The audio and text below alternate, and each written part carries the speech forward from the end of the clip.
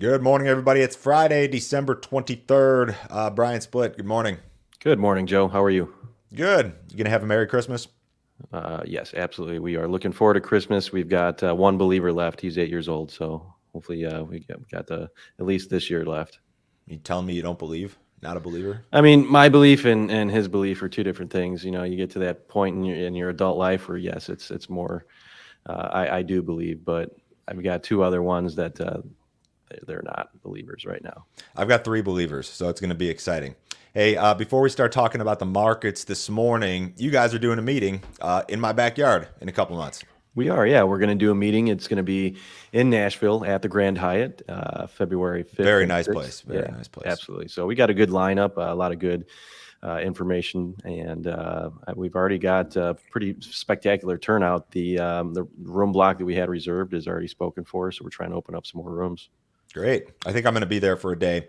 So if you guys are interested in this, I've got the flyer up on YouTube now. But February 5th and 6th, if these guys want more information, go to your website. Absolutely. There's a banner at the top of the website. Just click on the banner, and it'll take you all the registration for both the hotel and the event itself. Guys, I will include the link to this in the YouTube video description here this morning. Okay, so let's get into the markets. The first thing I wanted to talk about today, Brian, is this article that was in Bloomberg just yesterday. And what they discussed was this big, what they called a historic exodus from commodity markets. JP Morgan says that $129 billion with a B, has exited global commodity markets in 2022. They said that's a record for any annual period through mid-December. This was a quote from one ag commodity analyst, JP Morgan. The biggest issue for both investors and commercial participants in the market has been the macro outlook.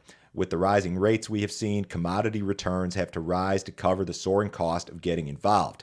When we have such immense volatility, managing margins becomes a lot more costly. They talk about how open interest in a lot of these markets is really low. Like crude oil open interest in the futures market is the lowest since 2014. Open interest in wheat, I actually had to pull this up, is the lowest since 2008 or was. It's recovered a little bit. Are traders just like burned out on the whole commodity trade after the big early year deal?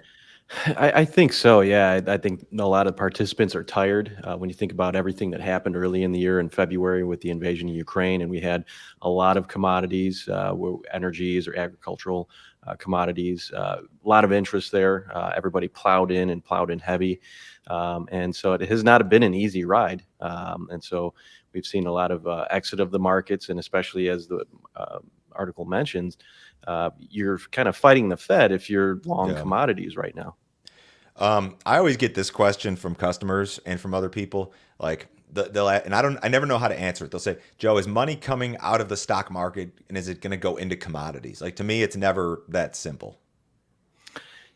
It And I would be don't. And if nice it if you was, I don't could. know how you could quantify it. Right, it would be nice if you could just see that rotation right in front of your Yeah. eyes and say, "Hey, the stock market's down 1,000 a day, and corn is up 15, and beans are up 30." And I don't think you'll see a day like that. But I think when the fund managers do rotate money, they do it systematically, and you probably won't notice that that's what they're doing.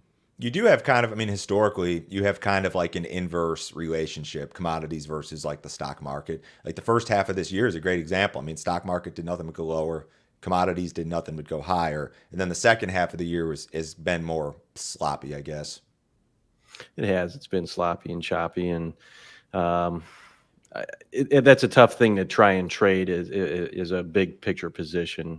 Is what are equities doing, and should I be in the opposite direction? Commodities. I get the open interest thing for sure. I mean, this has been, especially if you've tried the long side of the commodity markets, you got burned pretty bad earlier this year. So tough deal. Okay, let's talk about temperatures. It's cold out. Is it cold where you are?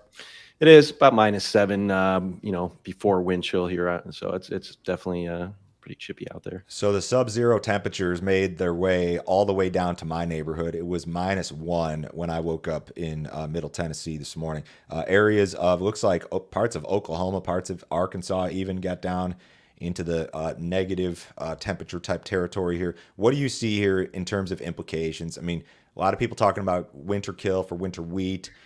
Tyson is suspending or reducing operations at some packing plants. Grain movement's probably going to slow. Do you see any like real major implication for the market here? Um, you'd mentioned the winter kill, and I think it's something that's going to put a little risk premium into the wheat market right now, especially in the hard red growing regions. Yeah. So you're seeing hard red wheat outpace soft red wheat a little bit on the board, if you notice that in the last several days. But I think the major concern would be for animals out there.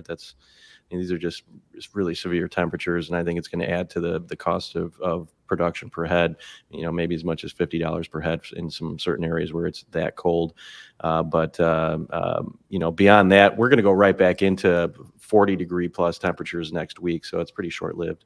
Yeah, the livestock thing you can quantify right now, and the winter wheat crop, like we kill the winter wheat crop every year, if not more than once every year. But there will be a year at some point, and there have been in the past where like it materializes, but you're not going to know for a while. Yeah, you have to wait and see what these conditions look like coming out of dormancy, and I think that's when the trade will really hop on board that winter kill store if the good to excellent ratings are really really piss poor. Yeah. It's raining in Argentina this morning, so they've got a pretty healthy looking system that's going to make its way into some their big time corn and soybean areas. So this is a change of pace for them. They've been very, very dry. The grain exchange there said 61% of the bean crop has been planted, 13% behind last year's pace. Corn planting's like 9% behind last year's pace. Everybody's already talking production cuts. I think it was Cordonier was out with the 45 million for Argentina beans this week. Do you guys have any thoughts on Argentina soybean production in particular? It's going to come down. USDA is too high. I was surprised that they didn't reduce Argentina's corn and soybean production on the December WASDE, yet they did reduce the Argentine wheat production. So I thought that was interesting. But those production decreases will come on the balance sheet likely in January. But it's not like we haven't priced some of that in, and quite a bit of it, especially in the meal market. So I think this rain event offers reason coming out of the long holiday weekend to see what the managed money wants to do. They've taken beans right up to resistance. There's a lot of chatter this week about, well, can we break out through there? We're about to break out, and I suppose about to break out for one trader is, hey, we're right at major resistance for another trader. Yeah. So prior to the growing season, I think the trade had expected something for Argentina like 52 million maybe, and now I think the trade is probably discounting something what in the mid 40s, 45. I mean, Yeah. somewhere in that neighborhood. So when USDA does make this adjustment, and it's probably coming on January 12th, if it doesn't, then they're behind the eight ball here. It's coming. It's discounted to some extent, certainly. And the forecast beyond this system that this is going to pass through today and tomorrow, it's pretty dry beyond that. So the weather still, even though you've got some rain on the radar this morning, is not perfect by any means. They've actually started harvest in Brazil, according to one group. Less than 1% of the Mato Grosso bean crop harvested. They're in pretty good shape, it looks like. Yes, Brazil's in pretty good shape. You can nitpick certain areas, and maybe we've seen 2 to 3 weeks of less than normal in some regions in Brazil, but normal is pretty good rainfall. So even if you're running at a less than normal clip, then you're still getting some moisture, and it's not completely dry. And Argentina is the main spot right now, and it looks like we'll be dry after this system, like you mentioned, in early January, and then we'll look at these extended models again coming out of the weekend to see if there's anything that might peak in the other side there for additional moisture. Yeah, they've got some rain on the radar over parts of Mato Grosso this morning. As a matter of fact, they've caught some rains recently, and they've got more in the forecast. So, I mean, I think at this point, it's probably safe to say they're going to have a record crop. It's just a question of by how much. And harvest is kind of just getting going here. So, I mean, Brazil's going to be a record. Argentina, probably not so much. Yeah. Brazil plus Argentina, Yeah. likely a record combined there. Yeah, for sure. Okay, so here's a case of this escalated quickly. China says that they had 37 million new COVID cases on a single day this week. It wasn't that long ago that it was like daily cases were in the thousands, and now it's 37 million in one day. So I don't know exactly what this means. The China's National Health Commission estimates that as many as 248 million people, or 18% of the country's population, contracted COVID during the first 20 days of December. This is pretty crazy stuff. I mean, this is probably like, these are sound more like real numbers to me, whereas everything I saw about China before this seemed kind of like fake numbers. Right. These are big numbers, and so I guess you really just have to see how their healthcare system manages that, and whether or not these are major symptomatic cases, or if we're just simply testing positive and minor symptoms and stay home for however long and not a big deal. And I think one of the things that I distinctly remember back in early 2020 was just pictures of these major metropolises in China with not a single car on the road. Yeah. And that was really the canary in the coal mine to the energy markets really rolling over aggressively, and then all commodities did. So, I'll be watching for pictures like that, stories like that. But as of right now, it seems like China has completely, turned the corner on their view of how to handle COVID, and now it's, let's let infections run rampant, let it peak early, let the deaths peak early. So whoever's going to get infected, get infected. If you're going to die, die. And then we're going to go back to producing as early as possible. Yeah, I just wonder how like do they just let this go, or could there? I don't think they're going back to lockdowns. I think they're done with that. Is the way it looks. That's the way it looks, absolutely. But if we start to see their hospital system get overrun, who knows They if were talking that's about going to be that the last case or week not. or 2 weeks ago. Yeah, and if that's the case, then they may, do an about face rather quickly.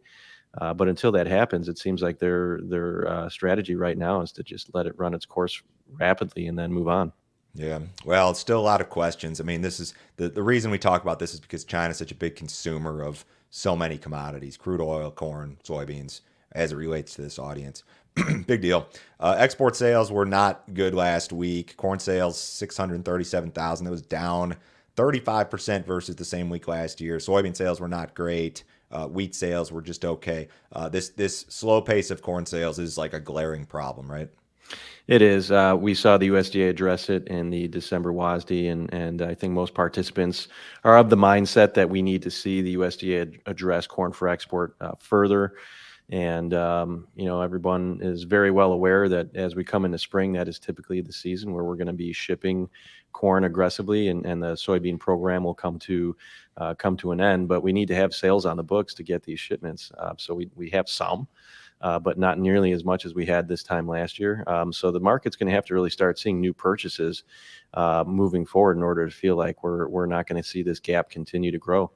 So yeah, after the first of the year, guys, you will see a spike in corn shipments out of the U.S. That's when it happens. The problem is that sales are off 48% versus the same period last year. A lot of that can be attributed to slow Chinese buying because Chinese purchases are off like 70% versus the same period last year. But USDA and that might be in January. I mean, they've got to come down again with this corn export estimate, right?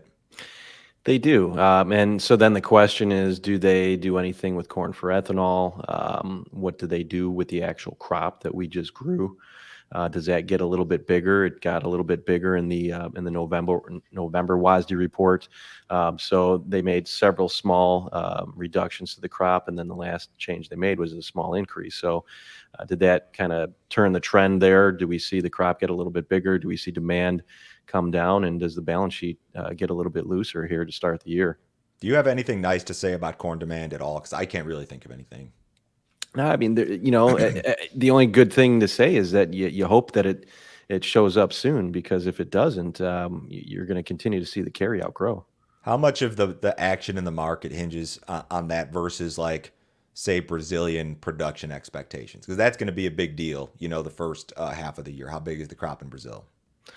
I think initially the domestic production numbers are going to carry the most weight for the first quarter. Yeah. And when you think about the safrinha crop in Brazil, the expansion of soybean acres is going to lead to an expansion of second crop corn acres. And so if we do see the La Nina break down in early 2023, like a lot of the weather guys are talking about, and you see a potential for a really nice safrinha crop, we could see 6 months of kind of negative attitude towards corn if that's the case. Yeah. Cattle market was mixed yesterday. Live cattle were mixed to lower. Feeder cattle were higher. It's been a pretty good performance in the live cattle market this week, really. We saw some new highs in some of these contracts. Cash has been slightly better. Any thoughts there? Yeah, it's been, the live cattle market has been strong, but it just doesn't get that breakout I think a lot of people are looking for. You'll make a new contract high by a little bit, but it doesn't run away.